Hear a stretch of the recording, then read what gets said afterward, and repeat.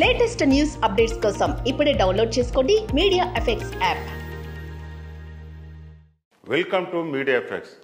Tollywood cinema దగ్గర కొన్నేళ్లు వెనక్కి వెళితే హీరోయిన్స్ విషయంలో సరికొత్త ట్రెండ్ మార్కును సెట్ చేసిన హీరోయిన్ ఇలియానా కూడా ఒకరు. సూపర్ స్టార్ మహేష్ బాబుతో పోకిరి తర్వాత టాలీవుడ్లో స్టార్ హీరోయిన్గా మారిపోయిన తాను తెలుగులో అప్పట్లో ₹1,00,00,000 రెమ్యునరేషన్ తీసుకున్న మొట్టమొదటి హీరోయిన్ అని పేరు కూడా మారుమోగింది. అయితే ఇలియాన్ తెలుగులో అడుగు పెట్టడమే భారీ చిత్రం దేవదాస్తో ఎంట్రీ ఇచ్చింది. యంగ్ హీరో రామ్ పోతినేని కూడా హీరోగా తెలుగు తెరకు పరిచయం ఈ సినిమాతోనే కదా వైవిఎస్ చౌదరి దర్శకత్వం వహించారు. అయితే ఈ సినిమాతో పెద్ద హిట్ కొట్టారు. అక్కడి నుంచే ఇలియానా పేరు ఇండస్ట్రీలో పాకింది.